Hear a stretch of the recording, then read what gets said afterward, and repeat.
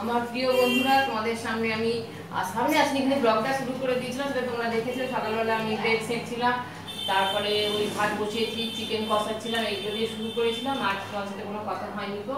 তা এখন চলে এলাম, এখন খেতে বসেছে, মেয়ে স্কুল যাবে। আর ওর টিফিনটা আমি রেডি করে দিচ্ছি। টিফিনটা একটা বিরাট টাফ, এত টাফ যে কি বলবো আজকে, মানে আজকে নয় রোজেরই ঠিক পছন্দ মতো আর কি খাবারটি চাই, না হলে হবে না। সেই জন্য এখন ও বসুক খেতে। আর এখন তো যারা বাবুসোনা বাড়িতে নেই, রান্নাটা অনেক তাড়াতাড়ি এমনি তো হয়, আর তাড়াতাড়ি হয়ে গেছে। আর রান্নার কাজ সব মিটিয়ে দিয়েছি, দেওয়ার পর এভাবেই হচ্ছে কি আমি অন্য আদার্স যে কাজগুলো জমে থাকে সেই সব কাজগুলো আগে যখন করতে পারি না, সেগুলো মানে ঘর ধুই ঝাড়া আর মানে বাসন প্রত্যেকের ঘরে দেবে, এক্সট্রা করে বাসন প্রচুর থাকে, আমার ঘরেও আছে। সেগুলো এত এলোমেলো হয়ে গেছিলো, সেগুলো সব গুছিয়েছি। কদিন ধরে এইসব কাজই করছি। আজকে বাবুসোনার ঘরটা পরিষ্কার করার ইচ্ছা আছে, এই মেয়ে স্কুল চলে যাক, তারপরেই আমি মানে ওইগুলো করতে লেগে যাবো আর কি।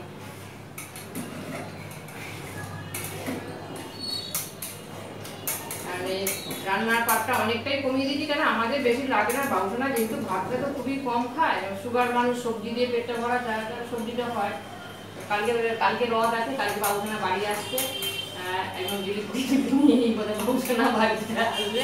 আজকে জিজ্ঞেস করলাম তুমি ফাইনাল আসছো তো, কারণ তুমি আসলে আমার একরকম সিস্টেম, আমি আর তুমি না আসলে এক রকমের সিস্টেম, বাজারটাও করাতে হবে, যা বাজার আছে হয়ে যাবে, কিন্তু তুমি আসবে বাজারে একটু বেশি লাগবে। তা বলে হ্যাঁ আসবো। ঠিক আছে তাহলে এসো। আর তোমাদেরও জানাই যে শুভ রথযাত্রা, তোমরা রথে সবাই খুব সেলিব্রেট করো, আনন্দ করো।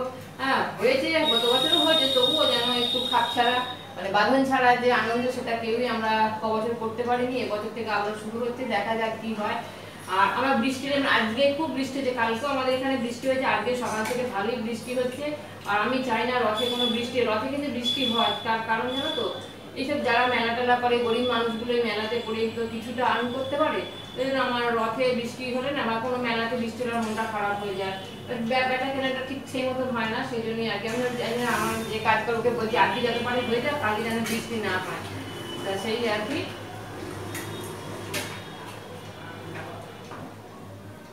আর আমার এখনই বলে রাখি, ব্লগটা আমি এখন কখন যে শেষ করবো আমি নিজেও জানি না। যে আমার কদিন ধরে নেটের খুব প্রবলেম হচ্ছে, এত প্রবলেম হচ্ছে যে তোমাদের কি বলবো। সবাই ভিডিও আমি ঠিক টাইম মতন দেখে উঠতে পারছি না। যাদের এরকম মানে দেখতে দেখে হচ্ছে, প্লিজ যেন তারা কিছু মনে করো না যে দিদি ভাই বোধহয় ভুলে গেছে আমাদেরকে, বন্ধু তা কিন্তু নয়। একটু দেরি হলেও আমি কিন্তু মানে ঠিক দেখবো। আমি তো এমনি একটুখানি দেখবো, তারপর কমেন্টস করতে হবে না, ফুল ওয়াচ করি আমি কমেন্টসটা করবো। তাই সেইসব বন্ধুদের কথা বলছি, তোমরা যেন কিছু মনে করো না। আমার ভিডিও দেখতে দেরি হলে আমার তোমাদের চিন্তা করবে না, আমি ঠিক ব্যাগ দিয়ে দেবো। আর একটা কি বলতো, নেটের এত প্রবলেম কি বলতো, আমার যে জায়গায় আমি থাকি এখানে কিন্তু নেটের প্রবলেম হওয়ার কথা নয়।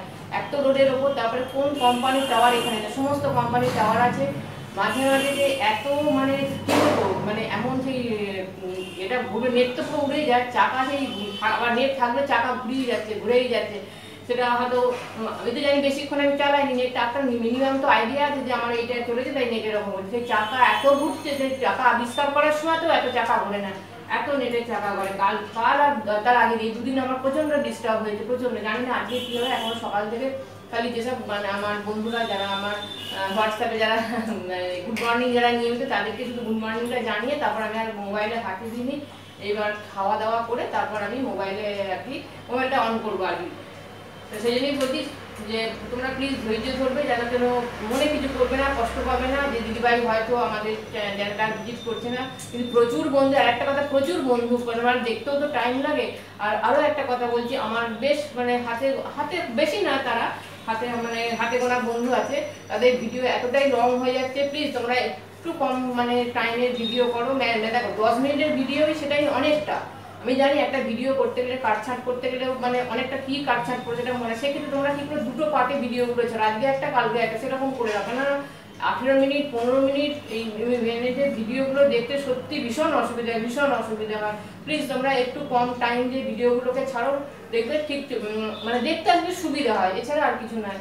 তো চলো, সকালবেলা অনেক কিছু তোমাদের জ্ঞান দিয়ে দিলাম, তোমাদের সামনে পরে আসছি। এখন আপাতত একটু বাই বাই করি, মেয়ে টিফিনটাও রেডি করি, সব রেডি, যে মেয়নিজ টেয়নিজ দিয়ে নর্মাল যে স্যান্ডউইচ সেটাই করে দেবো, বেশি কিছু করে, যেহেতু মাংস খেয়ে গেছে হেভি মানে কিছু দেবো না। আর এখন তো বেলাতে স্কুল হচ্ছে, যার ফলে টিফিনটা অতটা ভারী না দিলেও চলবে। তো চলো করে দেবো তোমাদের।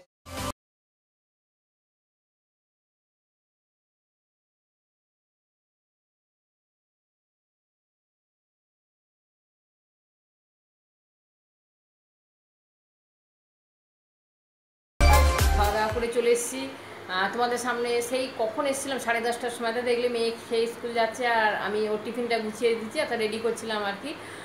তারপর থেকে আর আসা হয়নি, কেননা প্রচুর প্রচুর কাজ ছিল। আর প্রত্যেকটা ইউটিউবারের মুখেই খালি কাজ আর কাজ, সত্যি গো কাজের কোনো শেষ নেই। তা তোমাদের তো আগেই বললাম যে বাবুসোনা কালকে আসছে, তাই বাবুসোনা ঘরটা একদম ক্লিন করলাম, বিছানার চাদর টাদর সব চেঞ্জ করেছি, মানে তুলে দিয়েছি, কিন্তু পাতা হয়নি। সেটা পাতবো সন্ধ্যের দিকে, পাতবো, তারা নেই বলে ওটাকে করি, কারণ স্নান করতে অনেক দেরি হয়ে যাবে। আর স্নান করে দেরি মানে ঠাকুরেরও সেবাও দেরি হয়ে যাবে, সেই জন্য আর বেশি কিছু করিনি কো।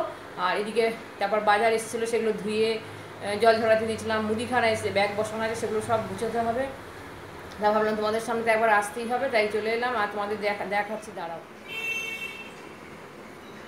তো দেখো এই যে দেখানোর মধ্যে এই যে সবজিগুলো এসেছে, আর এখানে দেখো মুদিখানার ব্যাগটা বসানো আছে। হ্যাঁ কালকে রাত্রে কিছুটা এসেছে আর আজকে এটা এসেছে। এগুলো সব মানে এবার গুছিয়ে যেটুকু দরকার সেটুকু রেখে বাকিগুলো সরিয়ে দিতে হবে। আর এই দেখো এই জিনিসটা দেখেছো, এটা তোমরা দেখতেই পাচ্ছ, কাঁঠাল, একটা সুন্দর দেখতে, মনে হয় খেতেও খুব সুন্দর হবে। যে দাদার সাথে এত গৌতমদার সঙ্গে সবজি নিই, তো গৌতমদাকে বলেছিলাম যে আমার জন্য যত ছোট থাকে একটা কাঁঠাল দেবেন, তার কারণ আমার বাড়িতে কেউ খায় না, এবং কাঁঠাল শুধু দিলেই হবে না, রস খাজা, সেই কাঁঠাল খেতে, সেই গলা গলা কাঁঠাল খেতে পারি না, ভালো লাগে না। আর আমার বাড়িতে তো কেউ পছন্দ করে না এগুলো খেতে, যার ফলে কাঁঠাল দেখবি সবসময় বড় বড় সাইজের আছে, অত বড় কাঁঠাল নিয়ে আমি কী করব। আর সেই জন্য নেওয়া হয় না, তো খাওয়াও হয় না। বিয়ের পর থেকে প্রায় কাঁঠাল আমার খাওয়া বন্ধই হয়ে গেছে। তবে হ্যাঁ, যারা আমাকে মানে যারা আমার কাছের মানুষ আছে তারা পেলে আমাকে অবশ্যই খাওয়ায়, সেটা বলবো না।